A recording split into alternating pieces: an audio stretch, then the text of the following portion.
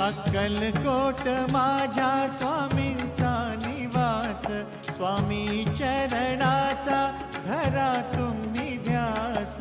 अक्कलकोट माझ्या स्वामींचा निवास, स्वामी चरणांचा धरा तुम्ही ध्यास. जारे जारे सारे स्वामी दर्शनाला, स्वामी पूजनाच्या सोहळ्याला, स्वामी पूजनाच्या सोहळ्याला.